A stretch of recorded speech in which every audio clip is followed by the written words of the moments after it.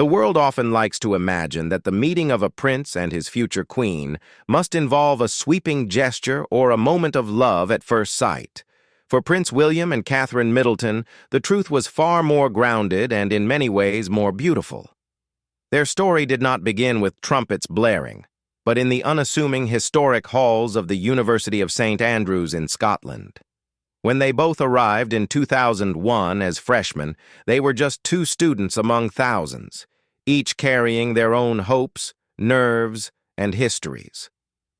For Kate, university was a fresh start. She was still carrying the quiet ache of a teenage heartbreak from a relationship that had ended as she and her first love headed off to different universities. Friends remember her as being initially hesitant, not looking for romance. For William, and it was a precious bubble of normality, a place where he could be just William for a few years, away from the relentless gaze of the press. He was not immediately captivated by Kate. In fact, their friendship grew slowly, built on shared jokes, late-night study sessions, and the easy camaraderie of student life. The spark that would ignite a global love story was not lit in a library, but on a university catwalk. In 2002, a charity fashion show was held, and a friend persuaded a reluctant Kate to participate. She walked down the runway in a now legendary sheer strapless dress, her confidence and natural poise shining through. In that moment, William, who was sitting in the audience with friends, reportedly turned to his companion and said, "Wow, Kate's hot." It was the first time he saw her not just as a friend, but as the captivating woman she was. Their friendship quickly deepened into a romance, and they began sharing a cozy apartment with other friends, living a refreshingly normal student life. William, despite being second in line to the throne, wasn't one for grand, expensive gifts. Instead, he tried to woo her with his unique brand of thoughtful, if slightly awkward, charm. Early in their relationship, he presented her with a gift he was incredibly proud of, a pair of binoculars. Convinced of its brilliance, he told her, "This gift is amazing. You can see as far as you want." Kate, with a gentle smile, had to remind him, "But that's what binoculars are supposed to do." It was a moment that perfectly encapsulated their dynamic, his earnest, slightly clumsy attempts to impress, met with her warm and understanding nature. She didn't need jewels or grand pronouncements. What she saw was a young man trying his best, a man who would later show his love not with money, but by cooking her simple meals of tomato and beef pasta in their small student kitchen, wearing an old, worn-out jumper. This was the real William, and this was the real foundation of their love. A love built not on fairy tale fantasy, but on genuine everyday connection. The Storm, a 30-minute phone call that changed everything. By 2007, the fairy tale narrative had become a heavy cloak for Kate to wear. After graduating, their relationship was played out under the constant, glaring spotlight of the world's media. Paparazzi followed her every move, dissecting her clothes, her family, and her patience. The pressure was immense, and the carefree student days felt like a distant memory. William, now embarking on his military career, felt the weight of his own destiny and was not ready for the finality of marriage.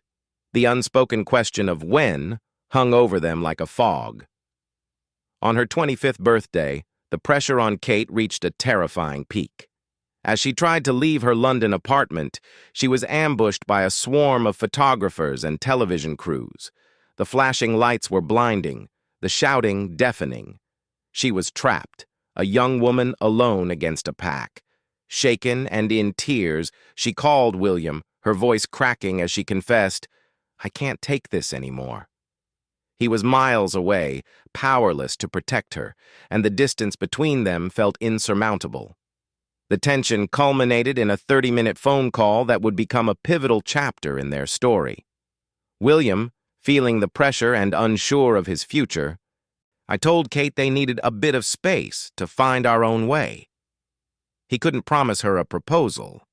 For Kate, The content of the call was devastating, but the method felt like an additional personal blow. To be broken up with over the phone after 4 years together left her feeling deeply hurt and let down. The world's media had a field day, coining the cruel nickname Waity Katie and painting her as a jilted social climber whose dream of becoming a princess was over.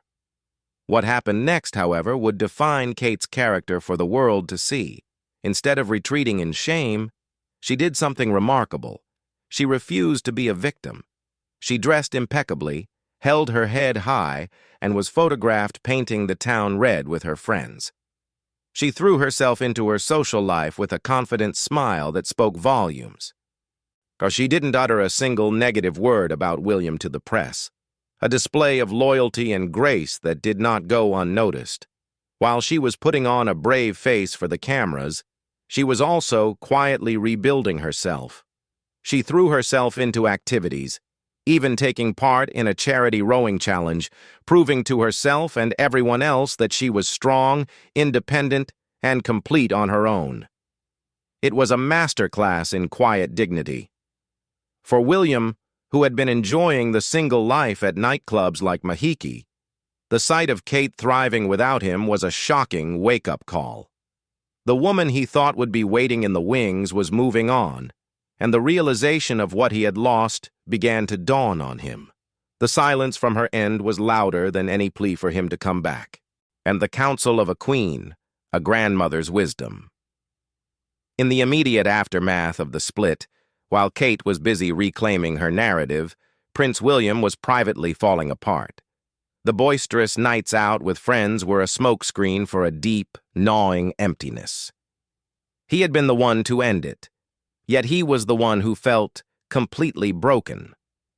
The one constant, steady presence in his life was gone, and the future suddenly looked uncertain and lonely. He was at a loss, torn between the freedom he thought he wanted and the love he was beginning to realize he desperately needed. It was in this state of turmoil that he turned to the one person whose wisdom he trusted above all others, his grandmother, Queen Elizabeth II. The Queen had watched the fallout from a distance, her heart aching for her grandson. She had seen firsthand the destructive fallout from another royal relationship, that of Charles and Diana. She had held her grandson's hands as they walked behind their mother's coffin. She understood, perhaps better than anyone, the profound dangers of getting it wrong. Her first instinct was not as a monarch, but as a grandmother. She invited William to a private, informal lunch at Windsor Castle, away from the formalities and the palace aides. Over lunch, she didn't lecture him or issue a royal decree. She simply listened and then offered quiet, measured advice. She spoke to him not of duty, but of love. She told him, with the weight of a lifetime's experience, that the only certain path in life is the one supported by faith and trust in another person. She didn't tell him to get back together with Kate, but she made him look inward. She asked him to examine what truly made him happy, what gave him strength, and who he wanted standing beside him when the weight of the crown became his to bear. It was all she needed to say. Her words cut through the noise and the confusion. The conversation was a turning point. William realized that his grandmother, who had navigated a lifetime of public duty and personal challenge, was pointing him toward a simple truth. A life shared with someone you trust implicitly is not a distraction from duty, but its greatest foundation. The Queen had given him permission to follow his heart, but more importantly, she had given him the wisdom to understand what his heart was truly telling him. He left that lunch not with a plan, but with a profound clarity. He knew what he had to do. He had to swallow his pride, push aside his fears, and then fight for the woman he loved. The path was now clear, and it led directly back to Kate. The reunion. A nurse, a freaking naughty party, and a second-chance fate, it seems, has a sense of humor. The grand, romantic reunion of the future King of England and his bride did not happen in a palace or a formal setting. It happened at a freaking naughty-themed costume party. In the summer of 2007, jockey Sam Whaley Cohen threw a party, and by a twist of destiny, both William and Kate found themselves on the guest list. It was the first time they would be in the same room since their split. Kate arrived dressed as a alluring nurse, a costume that was both playful and confident. William, spotting her across the room, felt the pull instantly. Any pretense of cool indifference vanished. He made a beeline for her, and for the first part of the evening they were lost in their own world, deep in intense private conversation. Friends gave them space, watching as the walls they had both built began to crumble.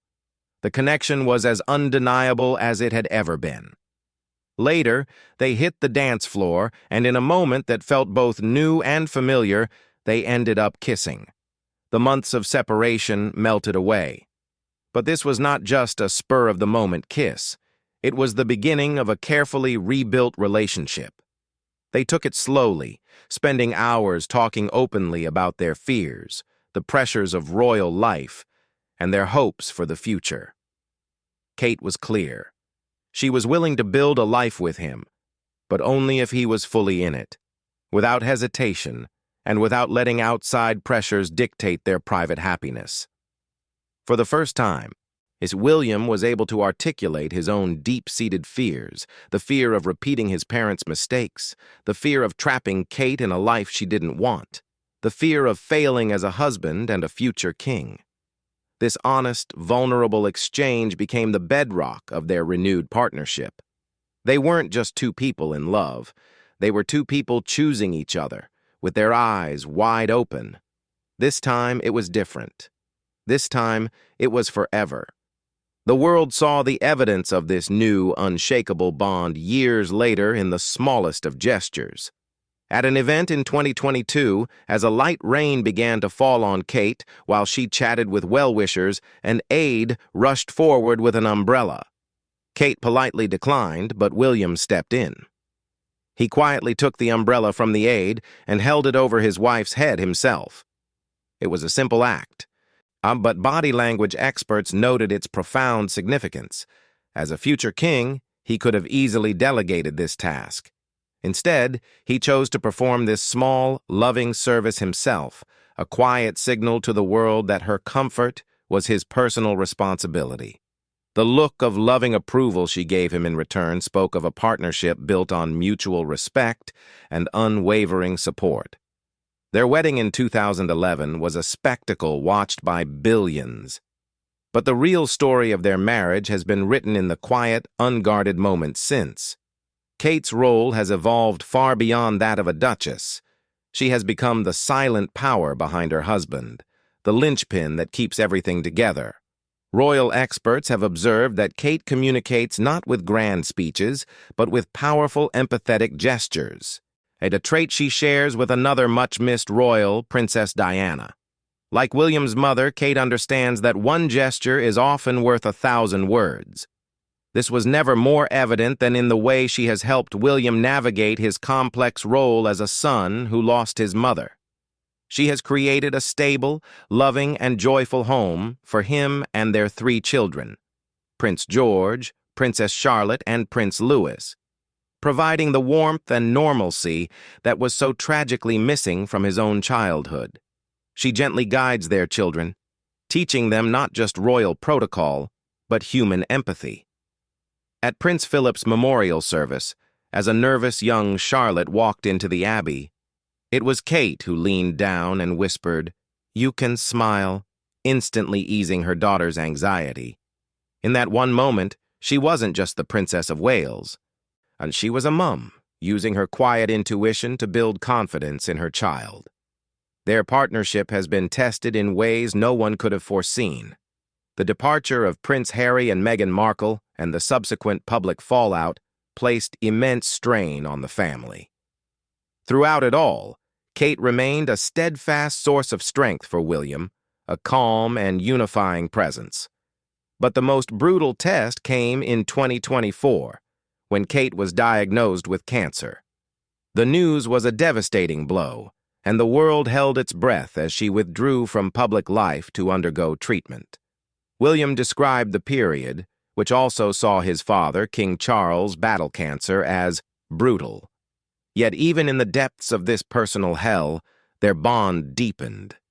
He spoke movingly of his love and admiration for his wife, watching her navigate the most challenging fight of her life with the same quiet dignity and resilience she had shown in 2007. This shared experience forged them into something stronger. They emerged from it more united than ever. Their marriage, royal author Katie Nicholl observed, is a true partnership built on friendship, love, and mutual respect. They have been to hell and back together, and they look stronger for it. Going through cancer can make or break a couple, but for William and Kate, it cemented a bond that is unbreakable. The gesture, a touch, that spoke to the world. In the end, the story of William and Kate is not just about grand weddings and royal tours. It is a story told in a series of small, almost imperceptible moments. One such moment, captured on video and viewed by millions, perfectly encapsulates the depth of their connection. It happened after Kate delivered a speech on World Mental Health Day, a topic she is deeply passionate about. As she finished and walked back to her seat, William didn't make a big show of his affection.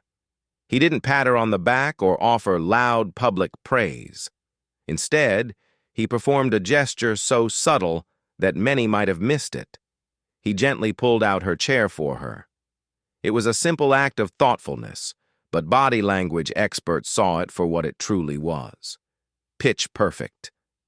The analysis revealed the profound layers within this quiet moment. If William had made a grand, full gentleman performance of it, it would have undermined Kate's moment of importance. He understood that this was her time, her speech, her spotlight. His role was to be her proud supporter in the audience. By simply subtly pulling out her chair, he registered his empathy and synchronicity with her, acknowledging that she might be tired or nervous without making a fuss. But the expert analysis went even deeper. This small act, they suggested, was William's way of saying "well done" without a single word. Verbal praise after a speech, especially for someone known to be nervous about public speaking, could have inadvertently highlighted her anxiety or come across as patronizing. This quiet, loving gesture did the job for him. It was his show of pride, his seal of approval, a private message of love in a public setting. It showed a man who, despite being born into a world where chairs are pulled out for him, joyfully performs this act of service for the wife he is so clearly proud of. In a world that often demands grand pronouncements and dramatic declarations, the love story of the Prince and Princess of Wales is a quiet revolution. It is a story of a woman who walked through heartbreak with her head held high, a man wise enough to listen to his grandmother and fight for a second chance, and a partnership that has weathered storms that would sink lesser ships. It is a love built not on fairy tale fantasy, but on the solid ground of friendship, resilience, and the profound eloquence of 1,000 small, unspoken gestures. And in its quiet, unassuming way, it continues to move hearts around the globe.